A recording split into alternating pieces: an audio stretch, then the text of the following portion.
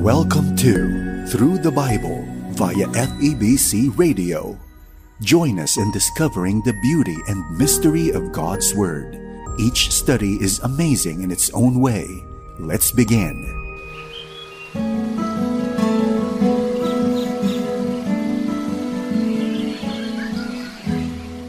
Ang pag-ibig daw na hinog sa panahon ay nagbubunga ng pagsasamang kamatayan lamang ang makapaghihiwalay. Subalit paano ba natin masasabing hinog sa panahon ang pag-iibigan? Ano ba ang bagay na kailangan nating isaalang-alang bago tayo mag-asawa? Dito lamang po sa ating programang, Ang Paglalakbay. Kamusta po mga kaibigan at mga tagapakinig ng atin pong palatuntunan? Nawa ay nasa mabuti at maayos kayong kalagayan at handang matuto at makinig ng salita ng Panginoon. Ako po muli ang inyong kasama, Pastor Dana Bangko. Tayo po ngayon ay magbulay-bulay ng mabuting salita ng Panginoon. Ang huling mensahe na ating mapapakinggan sa ating paglalakbay sa oras na ito ay kinapapalooban ng mga pangyayari kung saan ang matyagang paghihintay ni Boaz ay nagkabunga. Sa wakas, mapapangasawa na niya si Ruth. Kung paano ito nangyari ay siya ang ating aalamin sa oras na ito. Ang unang mga hakbang na ginawa ni Boaz ay mababasa natin sa unang talata ng Kabanata 4. Ganito po ang sinasabi, nagtungo si Boaz sa may pintuan ng lungsod sa dakong pinagtitipulan ng bayan at naupo roon. Di nagtagal, dumaan ang tinutukoy niyang pinakamalapit na kamag-anak ni Elimelech. Pinsan, sandali lang, maupo ka rito at may sasabihin ako sa iyo, sabi niya. Lumapit naman ang tinawag at naupo sa tabi ni Boaz. Nagtungo nga si Boaz sa may pintuan ng lungsod. Bakit siya nagpunta sa may pintuan ng lungsod? Sapagkat doon ang pinagpupulungan ng mga matatanda o hukom ng bayan, doon pinag-uusapan ng mga suliranin na idinudulog sa kanila. Ito ang ginagamit na sumbungan at dito rin dinidinig ang mga suliranin. Noong panahon ni Boaz, ang mga bayan o lungsod ay nababakuran ng matataas na pader. Ito ay nagsisilbing tanggulan ng mga mamamayan laban sa pagsalakay ng mga kaaway. Ang mga lansangan ay makikipot at dikit-dikit ang mga bahay. Ganito ang kalagayan ng mga bahay sa Bethlehem at sa Jerusalem. Noong kapanahonan ni Ruth, ang Bethlehem ay makikita sa ganitong kaayusan. Sa pintuan ng lungsod lamang lumalabas at pumapasok ang mga tao. Kung mayroong tao na nais nilang makita o makuusap, doon sila nagtutungo. Ganito nga ang ginawa ni Boaz at mayroon siyang dalawang layunin sa pagpunta sa may pintuan ng lungsod. Una, doon pinag-uusapan ng kaso o usapin at idudulog niya ang isang malapit na kamag-anak na yumaong asawa ni Ruth. Pangalawang dahilan, alam niya na ang lalaking iyon ay papasok o lalabas sa pintuang iyon sa anumang sandali sa araw na iyon. Nagtunga si Boaz sa may pintuan ng lungsod. Naupo siya doon at hinintay ang lalaki. Hindi ko tiyak kung gaano siya katagal na naghintay. Marahil para kay Boaz, napakatagal na panahon ang kanyang ipinaghintay. Sa wakas, ang hinihintay niyang tao ay dumating din. Ang lalaking ito ay kamag-anak ng yumaong asawa ni Ruth at mas malapit na kamag-anak kaysa kay Boaz. Sa aking palagay, ang lalaking ito ay kapatid ni Elimelech, ang asawa ni Noemi, kung saan masasabi natin na siya ay tiyuhin na naging asawa ni Ruth. Nang makita ni Boaz ang kanyang pinsan, hiniling niya na maupo sila. Pinaunlakan agad ng lalaki ang kahilingan ni Boaz. Ako ay naniniwala na ang dahilan kung bakit agad siyang sumunod sa nais ni Boaz ay sapagkat namangha siya sa kakaibang kilos ni Boaz. Marahil ay nasabi niya sa kanyang sarili, ano ba itong nangyayari kay Boaz? Alam naman niyang abala ang lahat ngayon dahil tag-ani. Heto at inaabala niya ako. Maaring napakahalaga ang nais niyang pag-usapan namin.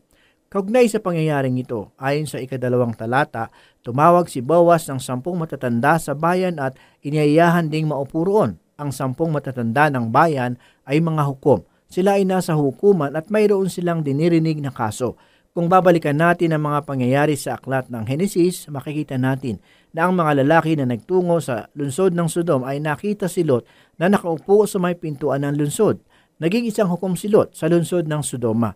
Nagsisilbing hukuman ang pintuan ng lungsod at ang mga taong nakaupo roon ay mga hukom.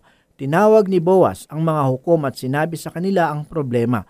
Si Boaz ay nakahanda sa pangyayaring ito. Pansinin natin ang kakaiba niyang pamamaraan sa hukuman. Basahin po natin ang 3 talata. Pagkatapos sinabi niya sa kanyang pinsan, ngayon nagbalik na si Noemi buhat sa Moab. Ibig niyang ipagbili ang bukid ng kamag-anak nating si Elimelech. Bagamat una sa lahat, si Ruth ang dahilan ng kanyang pagdulog sa hukuman. Noong una ay hindi man lamang niya binanggit ang pangalan ni Ruth.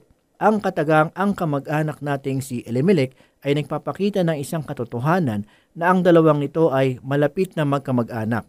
Subalit makikita natin na mas malapit na kamag-anak ang lalaking iyon kaysa kay Boaz. Ito ang pamamaraan ni Boaz. Sinabi niya na may lupaing sangkot sa usapang iyon. Alam natin na mayroong batas na sumasaklaw sa pag-aaring lupain na maaaring tubusin ng malapit na kamag-anak. Magkakaroon ng bisa ang batas na ito sa sandaling ang pag-aari ng isang tao ay nakuha ng iba sa iba't ibang kadahilanan. Sa kalagayan ni Noemi, nilisan nila ang Bethlehem noong panahon ng tagutom. Nang bumalik sila, wala na silang dinatnan na ari-arian sapagkat nawala na siya ng karapatan sa mga ari-ariang iyon. Kailangan niyang hintayin ang taon ng paglaya at ako ay naniniwala na matagal pang panahon ang kanyang hihintayin. Subalit ngayon, ano kaya ang mangyayari? Tutubusin kaya ito ng malapit na kamag-anak ang ari-arian ni Elimelech? Sa hukumang iyon ay binigyan diin ni Boaz ang ari-arian ni Elimelech, hindi ang tungkol kay Ruth. Nais niyang malaman kung tutubusin ng kamag-anak na ito ang ari-arian. Sa aking palagay, ito ang pamamaraan nila noong una. Kailangan munang matubos ang mga ari-arian bago ang pagtubos sa isang tao. Ganito ang sinabi ni Boaz sa 4 na talata. Inaakala kong dapat mo itong malaman pagkat ikaw ang unang may karapatang bumili niyon. Kung ibig mo, bilhin mo iyon sa harap ng nariritong matatanda ng bayan. Kung ayaw mo naman, ako ang bibili. Bibilhin ko, tugon ng lalaki.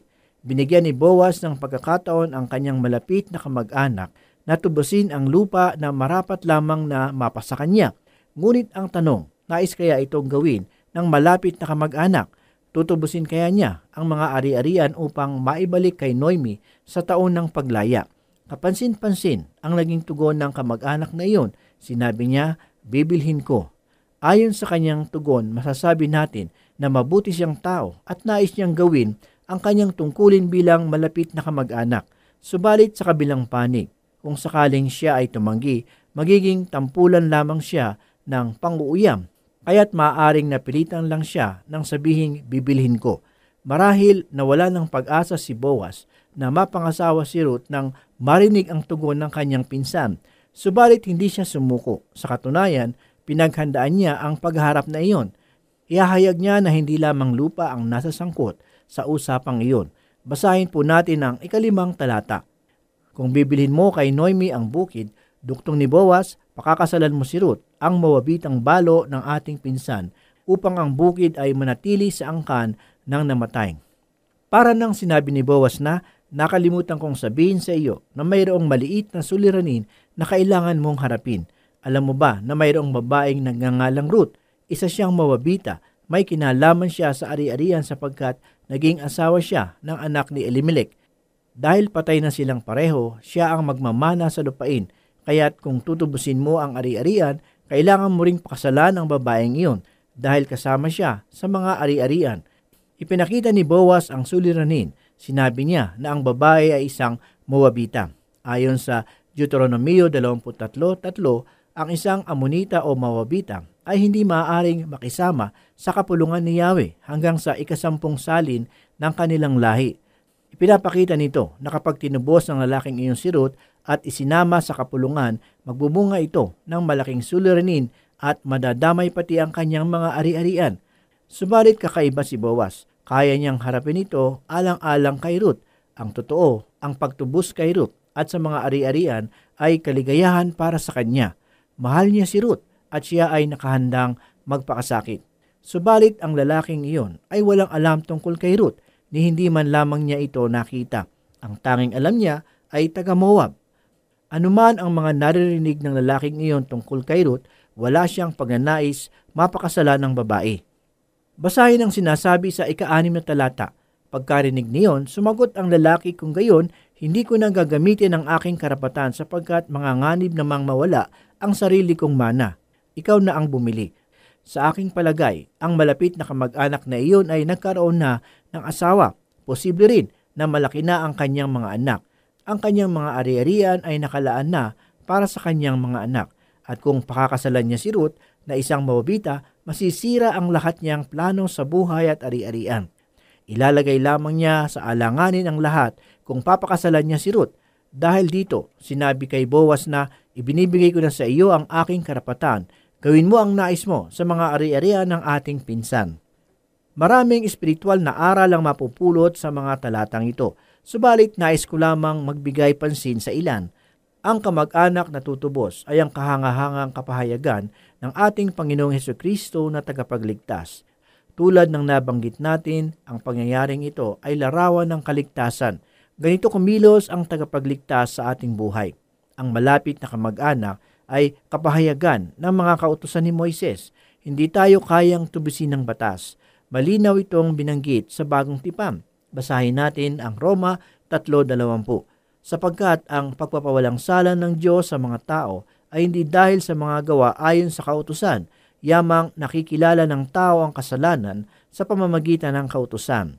Ang kautusan ay hindi naging tagapagligtas. Ipinapakita lamang nito ang tunay na kalagayan ng tao sa mata ng Diyos. Katunayan, inaalipin lamang tayo ng kautusan at hindi kailanman tayo kayang iligtas nito. Ibinigay ito upang subuking kontrolin ang luma nating pagkatao. Walang sinuman ang naligtas sa pamamagitan ng batas. Ipinakita lamang nito sa atin ang kahalagahan ng paghahandog na siyang tumutukoy sa Panginoong Hesus, ang tanging handog na naging karapat-dapat sa Diyos. Dahil sa Panginoong Hesus ay napawalang sala ang lahat ng mananampalataya sa Kanya. Dahil dito, nakita ng tao na kailangan nila ang tagapagligtas na siyang magbibigay ng kalayaan mula sa batas ni Moises. Marami ang mga kilalang tao ang nagsasabi na sinusunod nila ang mga kautusan na sinasabi ng Biblia tulad ng 10 utos ng Diyos. Ganoon din ang tinuturo ng sermon ng Panginoong Hesus sa bundok. Ipinagmamalaki ng iba ang kanilang relihiyon. Subalit, ang tanong ko sa iyo kaibigan, nasusunod mo ba ang lahat? Kaugnay sa tanong na ito, may mga nagsasabi na sinisikap daw nila itong gawin. Subalit wala tayong makikita na sinasabi sa 10 utos o di kaya ay sa sermon sa bundok na sikapin niyo itong gawin. Kundi ang utos ng Diyos ay ganito, gawin ninyo ang mga bagay na ito. Ang salitang kamag-anak ay kapahayagan ng mga kautusan na walang kakayanang makapagligtas. Kailangan natin ng tunay na kaibigan at isang tagapagligtas na tutubos sa atin mula sa kasalanan. Kailangan natin ng tagapagligtas na hindi lamang handang magpakasakit kundi nakahanda ring maghandog ng buhay para sa atin. Nang inako ng Panginoong Hesus ang ating makasalanang kalagayan, binayaran niya ito ng halaga na hindi matutumbasan. Namatay siya sa krus para sa atin. Upang makagawa ng isang kasunduan, kailangan sundin ang ilang mga bagay. Tingnan po natin ang kakaibang kaugalian nila noon. Basahin natin ang 7 talata. Ganito ang kaugalian sa Israel. Kapag tinubos o binili ang isang ari-arian, hinuhubad ng nagtubos o nagbili ang kanyang panyapak at ibinibigay sa bumili bilang katibayan ng kanilang kasunduan. Sa Deuteronomio 25 ay mababasa natin na hahablutin ng babae ang sandalyas ng lalaki at saka lulurhan sa mukha. Subalit makikita natin na hindi nilurhan ni Boaz ang malapit na kamag-anak, kundi hinubad ng kamag-anak ang kanyang sandalyas at ibinigay kay Boaz. Kung papansinin natin, si Boaz ang humarap para kay Ruth. Siya ang kumuha ng sandalyas ng lalaki at dahil doon, mapapangasawa na ni Boaz si Ruth. Bagamat hindi nabanggit ang pangalan ng taong malapit na kamag-anak, nais ko siyang pangalanang matandang yapak sapagkat wala na sa kanya ang isa niyang panyapak. Sa Bagong Tipan ay sinasabi na kailangan nating isuot ang panyapak para sa Ebanghelyo. Basahin po natin ang sinabi sa Efeso 6:15, at isuot ang panyapak na pagiging handa sa pangangaral ng mabuting balita ng pakikipagkasundo sa Diyos. Patuloy po nating basahin ang mga talatang 8-10. Ganito po ang sinasabi. Kaya't nang sabihin ng lalaki kay Boaz na ikaw na ang bumili, hinubad nito ang panyapak at ibinigay kay Boaz. Matapos tanggapin iyon, sinabi ni Boaz sa matatanda at sa ibang naroroon, kayo ang saksi ko na binili ko kay Noemi ang lahat ng nasa pangalan ni Elimelech at ni Kilyon at Mahalon. Kaugnay nito, magiging asawa ko si Ruth, ang mawabitang balo ni Mahalon upang manatili sa angkan nang namatay ang mga ari-arian. Sa pamamagitan nito ay mananatiling buhay ang kanyang pangalan sa hanay ng kanyang kamag-anakan at sa kanyang bayan. Inuulit ko, saksi kayo sa bagay na ito. Sang-ayon sa mga talatang ito, tinubos ni Boaz ang ari-arian. Ganon din naman, Tinubos niya si Ruth. Ginawa ni Boaz ang kanyang tungkulin bilang kamag-anak at napangasawa si Ruth. Ginawa niya ang lahat ng ito sapagkat mahal na mahal niya ang babae. Dahil kapahayagan ng Panginoong Hesus si Boaz, napakahalaga na dapat nating malaman na ang Panginoong Hesus ang siyang kumakatawan para sa atin. Tinawag nga ni Boaz ang mga tao na maging saksi sa katotohanan na hindi lamang niya tinubos ang mga ari-arian para kay Ruth, kundi maging si Ruth ay kanyang tinubos ang byuda ni Mahalon. Basahin po natin ang naging kasagutan ng mga tao sa 11 talata. At sila'y sumagot, "Oo, saksi kami." Sinabi naman ng matatanda, "Pagpalain nawa ni Yahweh ang babaeng iyon gaya ni na Raquel at Leah na pinagmulan ng Israel. Ikaw naman, Boaz, sumagana ka nawa sa Ephrata at matanyag sa Bethlehem." Dahil sa pangyayaring ito, nagdiwang ang mga taga Bethlehem sapagkat tulad ng nabanggit, ang babaeng ito, bagamat isang banyaga, ay nakagawa ng magandang pangalan sa Bethlehem. Malinaw na bagamat isa siyang Moabita, gumawa siya ng di pangkaraniwang pagtitiis at pagtitiwala sa Diyos bilang sarili niyang tagapagligtas. Hindi niya inubos ang kanyang oras at mga araw sa kung saang dako sa Bethlehem upang maghanap ng mapapangasawa. Napansin ni Boaz ang mga bagay na ito. Kung papansinin natin ang ilan sa mga kababaihan ngayon, di man nila lahat, sila ang nagpapahiwatig ng pagkagusto sa mga kalalakihan. Dahil dito ay nakakapag-asawa sila ng wala sa panahon. Hindi tayo dapat magtaka kung ito ay hahantong sa hiwalayan. Sa aking palagay, masasabi mang nasa makabago tayong panahon at sinabi ng ilan na ang panahon ngayon ay hindi na tulad noong una na Maria Clara ang dating. Naniniwala ko na dapat lalaki pa rin ang unang magpaparamdam ng pag-ibig.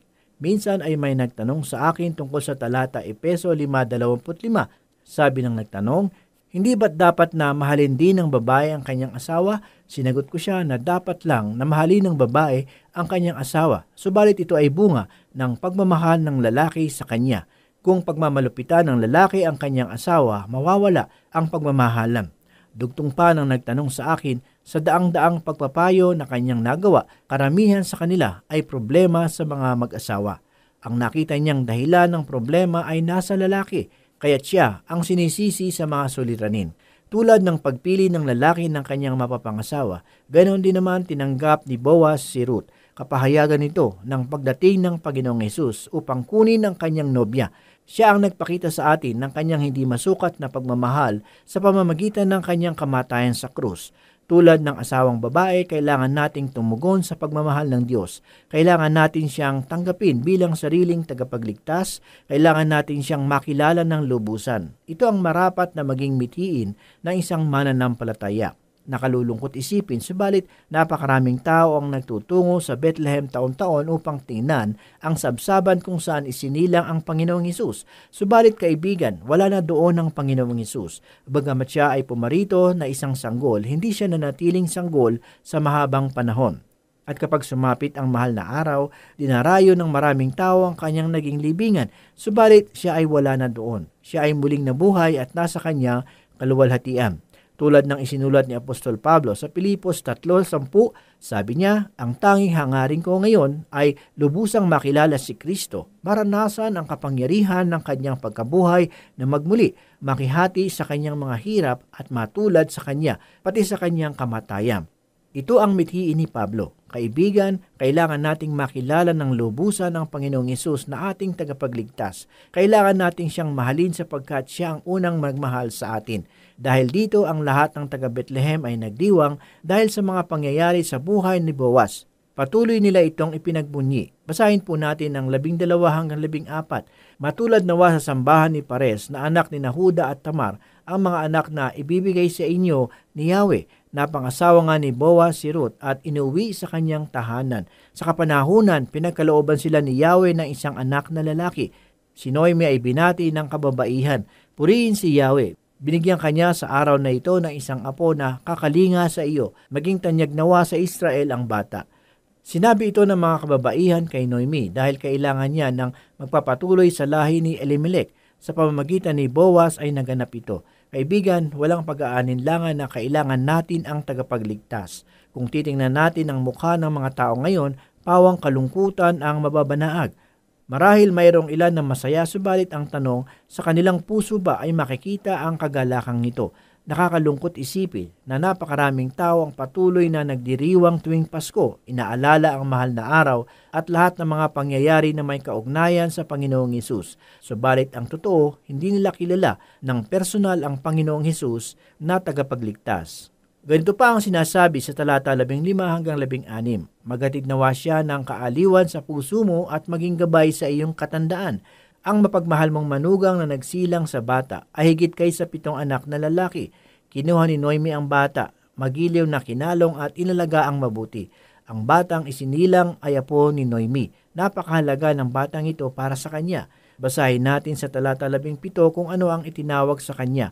Siya ay tinawag nilang Obed. Balanay sinabihan nilang nagkaapo ng lalaki si Noemi. Si Obed ang ama ni Jesse na ama ni David. Pinangalanan ang bata ng Obed na ang kahulugan ay tagapaglingkod o sumasamba. Bagamat kung tutuusin, wala nang dugo si Noemi na dumadaloy sa bata. Matatawag pa rin niya itong apo ayon sa batas. Naging tagapaglingkod siya ni Noemi nang siya ay tumanda. Ang bata ang tumayo sa tungkulin ng asawa ni Noemi at ng kanyang 2 anak. At ang kanilang ari-arian ay mamanahin ng anak ni Boaz at ni Ruth. Sumamba siya sa buhay na Diyos. Ito ang salinlahi ni Obed. Siya ang ama ni Jesse. Sino ba si Jesse? Siya ang ama ni David. Basahin po natin ang 18 talata. Ganito po ang sinasabi.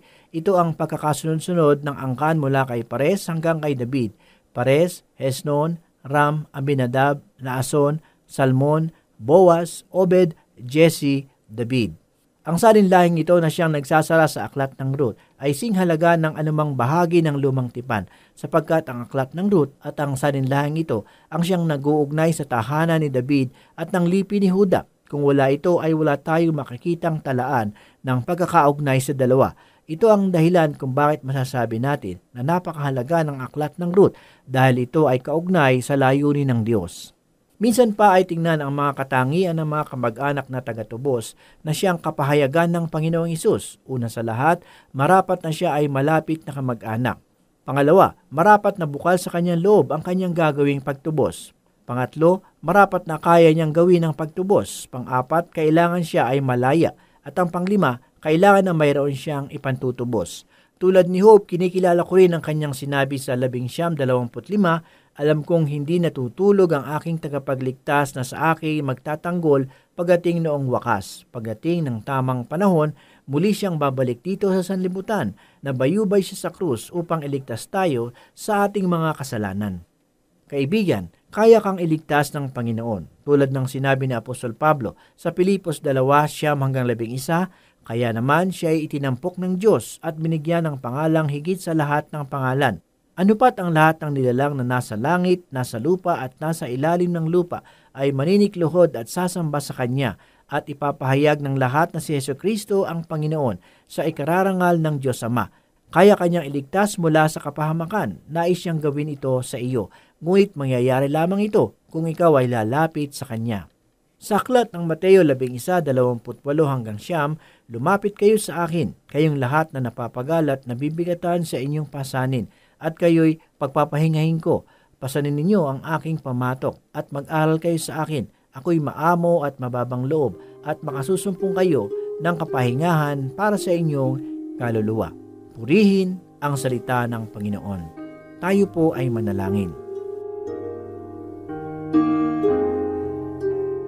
Diyos amang makapangyarihan sa lahat, muli kami po ay nagpupuri sa iyong banal na aklat. Ito ay nagbigay sa amin ng kalakasan ng pananampalataya at nagpatibay ng aming pananalig sa iyo.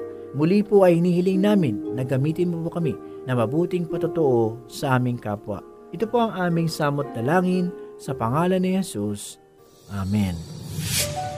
For more teaching from God's whole Word, you can listen through this station, FEBC Radio. For questions, comments, Bible requests, or learning resources, email us at dzasinfo@febc.ph. This is Through the Bible. See you again for more learning on the next episode.